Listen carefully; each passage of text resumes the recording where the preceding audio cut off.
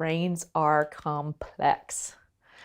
Whoo, boy, isn't that true? I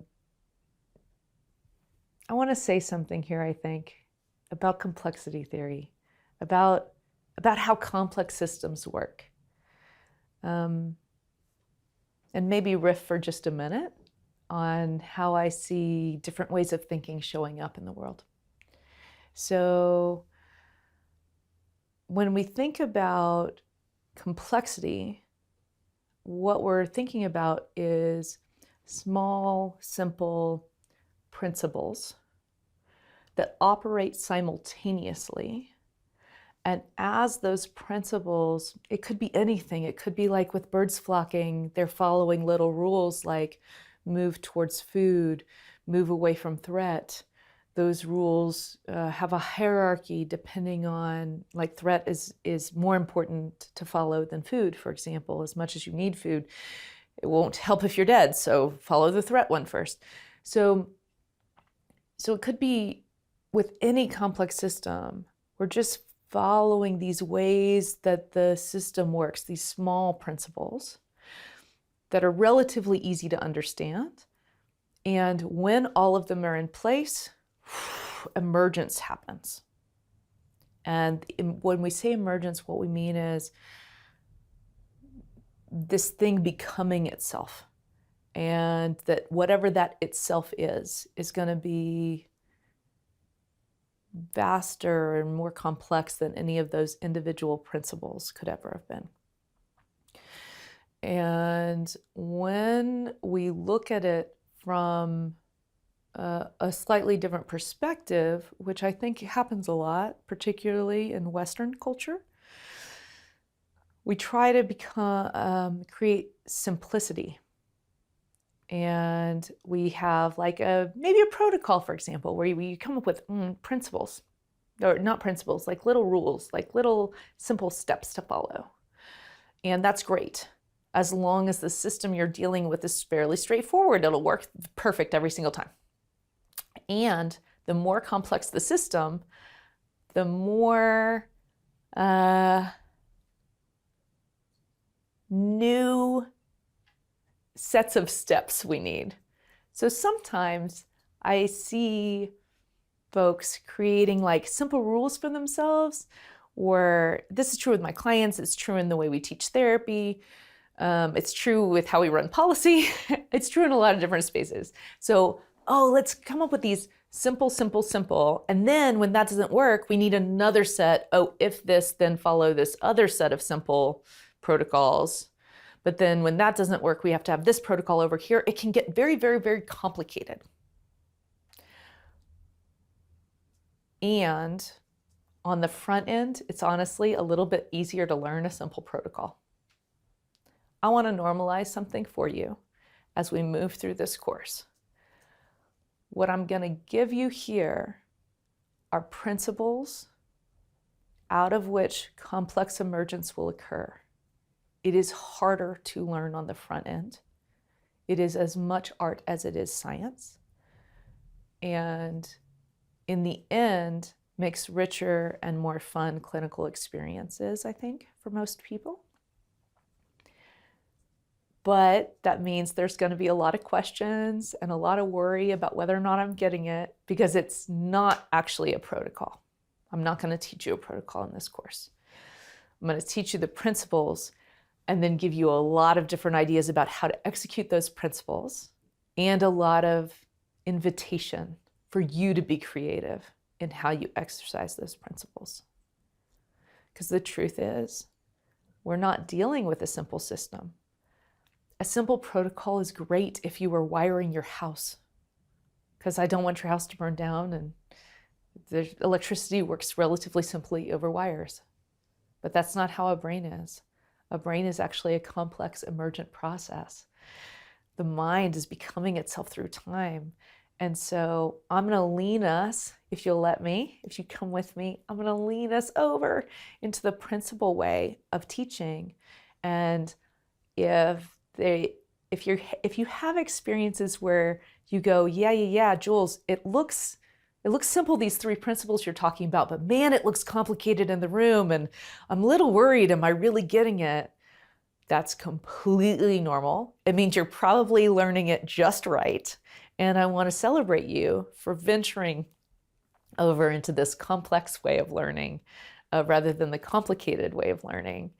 And so as we're doing this, I want to talk about how complex minds really are. Minds are like bird flocking and clouds and waves. And the self is actually emerging through time all the time. There may be things that feel familiar moment to moment, but actually we're in constant flow and shift.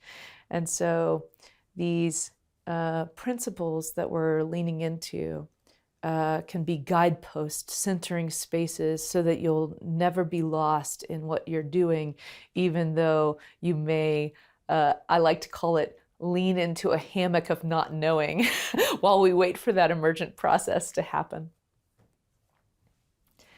One thing that makes this work super complex, I leaned into a little bit last session, is that healing state is needed.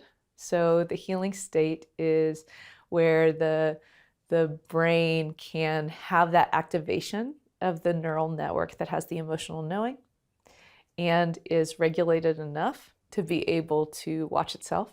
And we'll talk tons more about that in module 2.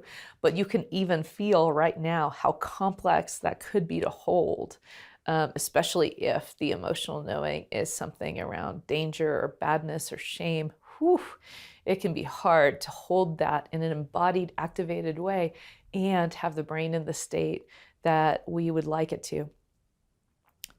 But that's not the only thing that makes this really hard. This work is really hard because of different ways the brain in front of you may be organized. So I'm going to lean into the handouts that you have. You have some drawings as part of this session. And the purple pinkish ones, those circles, are going to be your sticky symptoms. And the blue is going to be your emotional knowings. So it could be that you end up with a straightforward situation. You have a thing that won't change, you find the emotional knowing, you have a successful memory reconsolidation, and voila, it undoes, never comes back, everything is brilliant, easy peasy. You were in and out in 6 sessions or less. It was magnificent. That is totally possible, but not normal. That is not actually most of the time what's going to happen. There are also emotional knowings. I like to label them just because it helps me remember. I could have a linchpin knowing. So when I have a linchpin knowing, what happens is actually there's one knowing, maybe a couple that are overlaid on each other that really hold in place a whole bunch of different symptoms that if this thing were no longer true, it's like a domino effect. It's like everything, the whole way of being in the world like suddenly feels transformed when you do memory reconsolidation with one of these linchpin knowings. Usually if folks are doing this work though, that knowing is likely to be incredibly solid, incredibly hard to disconfirm, and often pre-verbal in when it got laid down, which makes it really difficult to do and is possible. And when the reconsolidation happens, the whole system, it feels transformed.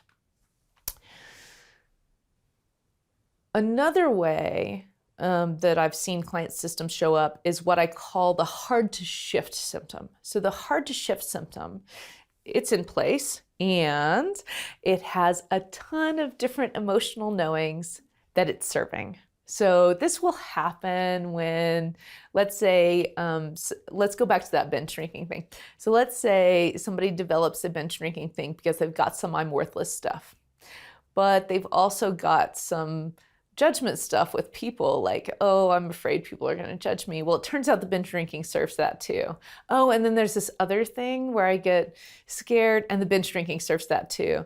And it turns out that that one that one symptom, that the brain used that one symptom to help soothe and deal with difficulties that came out of multiple emotional knowings. Well, that symptom's not going to shift unless you unlock every single emotional knowing, holding it in place. And then there is the most ordinary case I see, which is I call it spaghetti mind.